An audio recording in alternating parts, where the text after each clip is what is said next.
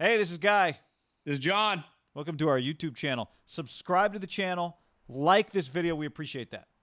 We also have a podcast. Haberman, that's him. Middlecoff, that's me. Below in the bio. Go subscribe now. Today, on this video, we are ranking the top 5 NFL jobs for general managers.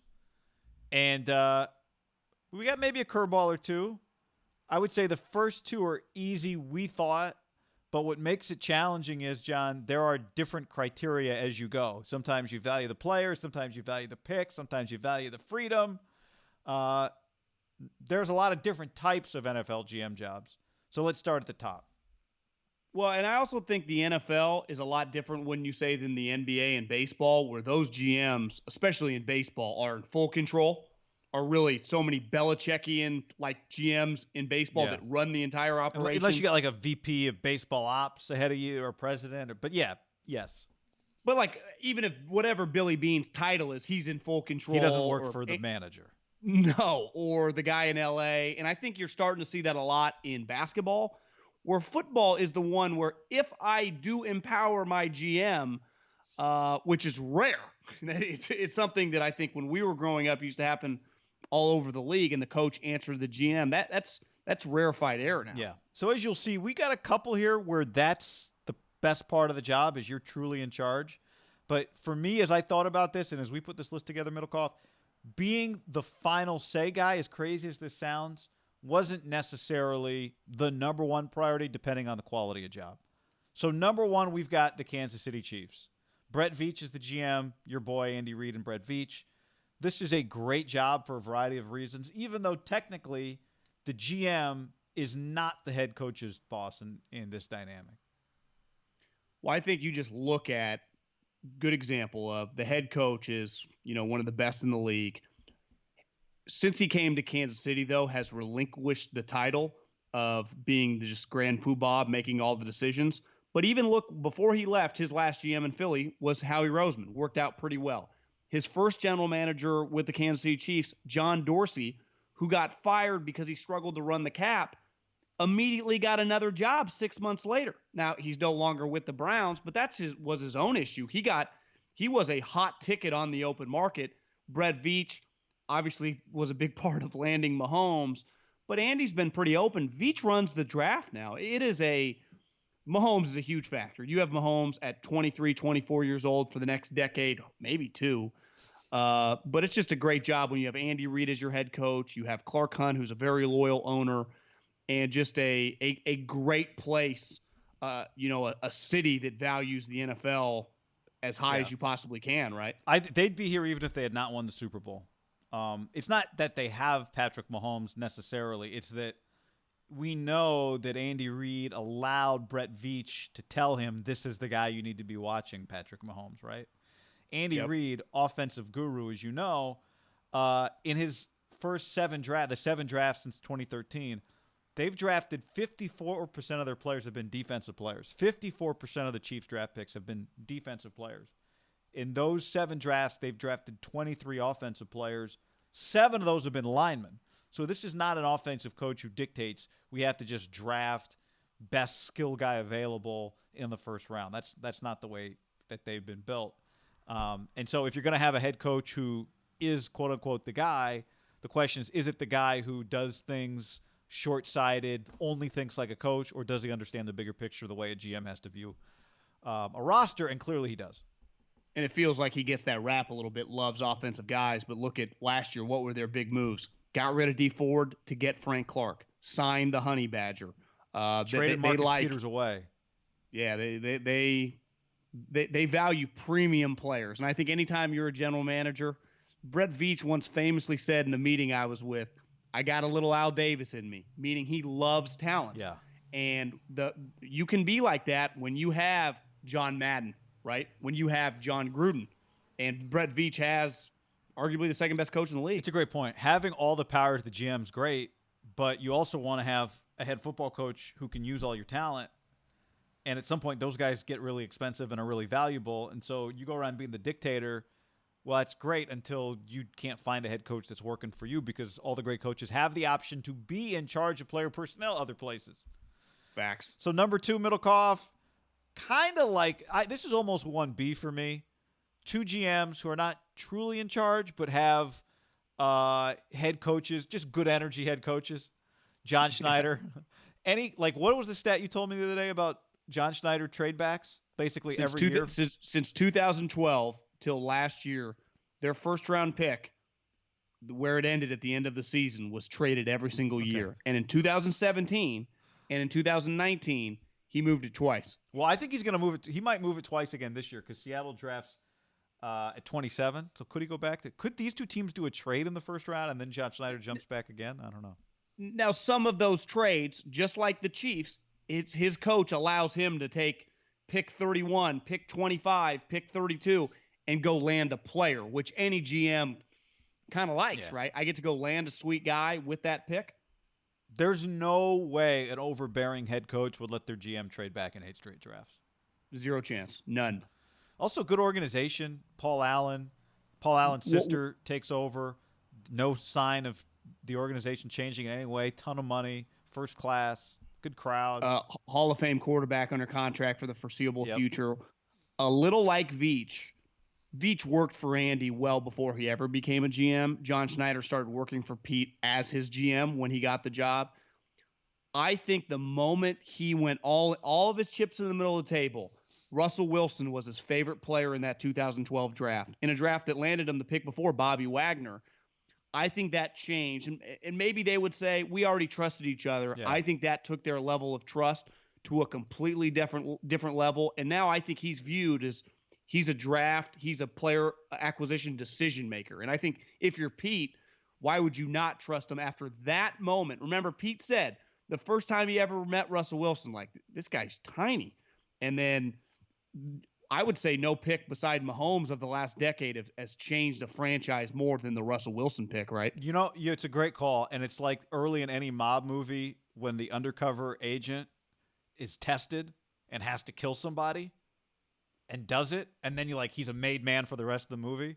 That's what drafting, nailing a quarterback early in your tenure, impressing your coaches like. You just got so much leash after that. I think ideally in that mob situation, you just want to do the pistol whip so you don't have to pull the trigger. And if you can get away with the pistol whip, you're good.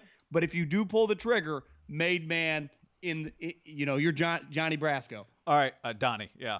Johnny. I'm Johnny. You're Johnny Brasco.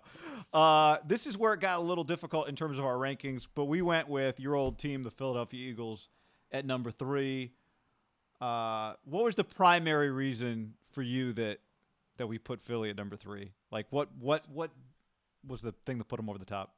I think organizational stability and ownership. I think those two teams above them, ownership is such a big deal. Then, like those two teams, you factor in they have a young quarterback. I factor in what your team means in that city. Yeah. It's a big boy market. It's the number 1 team in the market. It's the highest pressure job. Yeah, it's more aggressive than those other 2 markets ahead of it. Yeah, as Howie told me at the Combine, his buddy is Brian Cashman. Why? Because they relate of a pressure cooker. That's the guy he looks up to because I the thought Yankees you were going to say Howard Eskin. Well, that too. I just think if Jeffrey Lurie's proven over the last couple decades, they've been one of the more consistent organizations in the league. And really, Howie has been the most consistent person probably over the last 15 years in that organization, and he's in full control. Yeah. Now, he's earned a lot of this, and they got Wentz. He's nailed a lot of picks. He's done a lot of wheeling and dealing, and it's worked. But he clearly has, the freedom to wheel and deal. And obviously, Jeffrey Lurie's open-minded. Howie Roseman had to clean out his office and go fill out another office when Chip came, and then Chip's gone, and Howie Roseman's back in the penthouse. So Jason Kelsey said at Broad Street, I didn't even see him for a year, and he came back a different human. A hungry dog eats first. That's right. So this is number 3. I think this might be a curveball. You guys let us know what you think of this one in the comments. We went with the Colts and their new logo at number 4. Is that really their new logo? Well, it's their new secondary logo with the state in the middle. Okay. It's not replacing the classic horseshoe. Okay. But we went with the Colts at number 4. I mean, Jim Irsay, obviously on the outspoken, visible edge of owners, but this organization has consistently had a face of the organization that's not him for a long time. From Peyton with Bill Polian straight to Andrew Luck. Now they're in a different period where they try to figure out how to replace Luck. And so that's maybe what you would shoot a hole in here, right? Is like, well, they don't have their quarterback of the future, but it does seem like the GM has quite a bit of freedom. I think it's the last organization that is pretty consistently successful that the general manager is in full control. When you look at Bill Polian, the coaches, you're talking Tony Dungy, and then clearly, what was the Chuck his Pagano. former? Yeah, well, I'm talking before Chuck Pagano, who the other coach, I can't even his name Tom escapes Moore? me right. Ted No, the Marchibroda? coach that took over for Tony Dungy. He then became the coach for the Detroit Lions. But those guys Jim answer Caldwell. to Jim Caldwell. Yeah, Hopefully Jim you Caldwell, fast forwarded Tony that last Dungy, 7 seconds of this video. yeah, Chuck Pagano. Now they gave Chris Ballard the job. To me, sticking with Ryan Grigson, going from Ryan Grigson to Chris Ballard, who had been consistently turning down jobs for years.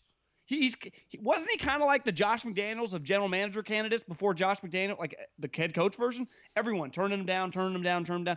So from Polian to Grigson to Ballard, how many teams have gone 3 straight GMs in the last 2 decades where their general manager is the final shot caller? That's unheard of in 2020, guy. It just is, because you would think over that period of time, eventually they would have attempted to like get a Lincoln Riley, get a Urban Meyer, get a John Gruden. Remember, they went after John Gruden, and maybe it's just never happened. But from Polian to Grigson to Ballard, I don't think there is any GM spot maybe that has equal power, but as much power.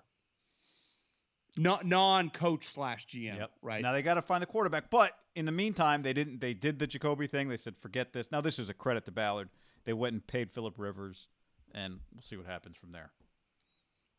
I also think with Ballard, he proved there's a chance they have one of the best general managers in the league. Yeah, right. Which, it can kind of skew. Is the job good because he's the one that has it? But I do think it says something that he's the one that took that job. You could argue, though, 2020 could be a swing moment for him. Traded pick 13 for DeForest Buckner. Now this shows you how much juice he has. Signs Phillip Rivers. He could look like a genius. They win the division, win a couple playoff games. He'll get a lot of credit. They missed the playoffs this year, and Buckner, only has 5 or 6 sacks, and Phillip Rivers looks shot. We might be going, well, it's just, could change a little bit. Number 5. Are you ready for this one? Oh, I took the Colts away. The Giants. Gettleman's got a top 5 job. I don't think Gettleman's a top 5 general manager, but I think when you factor in the history of their organization, they are the Colts, but in the number 1 market in America. Their general manager is in control. From Jerry Reese to George Young to you name it, to now with Dave Gettleman, who I think the media and most fans think it's crazy he has as much power as he does. But I think for this exercise we're doing, it's a testament to the organization, how much power they give that position. And like you said, around the league, it's a spot that does not have as much juice as it once did. It is not treated like it was in the 80s and 90s. The Giants, you could say this is a bad thing, but they still operate like it's the 80s and 90s when it comes to that human being. Yeah. Because wouldn't you say after the first couple years of Gettleman's return, he might have got fired some other places, just how ugly it was, how much vitriol it was, the market size. They haven't just stuck by him. They just let him hire a new coach. You could argue, if you wanted to argue against the Giants being a top 5 job, one of the things I think you'd point to was the way Eli Manning got handled at the end of that consecutive game streak, where they bench him, Geno comes in, they break the streak, but then somebody forces him back in the lineup, maybe ownership. That thing got weird and involved a lot of people. Now, you could soften that by saying, well, Eli, franchise quarterback, it's just a unique situation, tough for a team to navigate. They handled it poorly, but you still act alone as the GM by and large of the New York Giants. So I'm with it. I mean, now he's got Saquon. Does he have his franchise quarter? Like, if we're saying right now that job comes, right this second that job comes open, how do you view that job if you're the next guy up? You might go, all right, I get a year of Daniel Jones, I figured out, and then I could go get my own guy if I don't like him. But I don't think you're looking at him like you'd look at, a lot of these other I think the problem with Daniel Jones, and this would be the counter to this argument, when you draft a guy 6 overall, you're probably going to give him 4 years, right? Like, he's going into year 2. Yeah, we got a let's couple more say years left. Gettleman gets fired at the end of this year, somebody takes over. They don't have to give Daniel Jones any more than 1 year. New coach. Yeah, he would coach. be in a must-win situation. But My point is, when you draft a guy that high, the financial implications, like it would set them back a little bit. It'd be, especially if the owner doesn't want to move on, it would be something weird to walk into. You could argue they don't belong here, but here are some of the other teams we considered at this spot. The Dolphins, Yeah. the Falcons. My initial pass at this list, I had the Falcons in the top 5 just because they have a rich owner. Thomas Dimitroff and Dan Quinn have been given every opportunity. I think you have quite a bit of security if you're there. Obviously, we're talking about GM, so Dan Quinn just is more of an example of Arthur Blank's patience, loyalty, that sort of thing. Now you do need to find a quarterback soon. The Rams. The Rams are an example of the next GM of the Rams, if there is a next GM of the Rams, isn't going to be Sean McVay's boss, but he might just have a really good coach. And you're in L.A. I do think we could argue for the Niners as well. Same deal. You're not going to be Kyle Shanahan's boss, but like Andy, you mentioned this, actually. Middlecoff, you mentioned this on Cowherd on radio the other day. Like the Kansas City list I had of 46% of Andy Reid's draft picks have been offensive players. For being the offensive guy that he is, 27 players drafted by the 49ers in 3 drafts. Of those 27, 11 of them have been offensive players. So 59% of their picks have been on defense. So Kyle Shanahan lets John Lynch make picks. Anyway, those were some of the teams on the outside of the top 5. You brought this up when we were putting the list together, and I think the Falcons does merit when you factor in Thomas Dimitroff drafted Matt Ryan. You know, it's not like he's been there 6 or 7 years. He's been there since 2008. And this year it felt like it was over, and then all of a sudden they were picking coaches out of a hat the second half of the season, and feels like they got contract extensions. So you're right. I think Arthur Blank, you could throw him into that Hunt, Allen, Lurie. Like, he seems like a really high-level guy, big pockets as well. I think there's some unknown with the Rams, but I would say their cap hell situation speaks to they kind of let the GM do whatever he wants, which is not ideal, but you want to work for an owner that doesn't mess with you. Part of the problem why Washington would be at the low end or Cleveland would be at the low end, the owners are making you do everything. So you got one arm tied behind your back. If you want to be a GM and really get your shot, I think the 2 most important things are either hire a sweet coach, like you want to be able to hire who you want to hire a coach, or work for a coach that you like, and work for an owner who finances all your resources, whether it's players, staff, anything you need, and stays out of your way. To me, coach and ownership are more important than the quarterback, which you eventually, if you're any GM worth your salt, can go find. I mean, Brett Veach did it. We didn't know who Mahomes was 3 years ago. It happens every single year. The guys go find their quarterback. You can do it. It's never been an easier time, too, with the amount of quarterbacks that come every year. I mean, the Ravens changed their franchise with the 32nd overall pick. You could argue finding the quarterback has probably never been easier in NFL history. A guy that you can just win with. I'm not saying you're going to find Brady or Mahomes, but a guy that you can just function with and win games if you're a high-level GM. That's why the Dolphins, I don't know if you mentioned the Dolphins. I think did you mention the Dolphins? Might have, briefly. Yeah, well, they are, you wouldn't put them historically in any of the classes. They don't win. They're never really in the playoffs. But if you just look at starting today, moving forward, the amount of draft picks they have, Guy, over the next 2 years would be a GM's dream, right? I think a total of 5 first-rounders, 4 second-rounders, a ton of third-rounders. Like, the amount of picks they have in the top 70 picks these next 2 years, you can't ask for much more trying to build a team from scratch. This year, the Dolphins have 5, 18, 26, 7 in the second round, 24 in the second round. All right, let us know what you think about our rankings. Who do we miss? Who do we misrank in the comments? And go watch another video from us. And like it. Sorry I forgot about you, Jim Caldwell.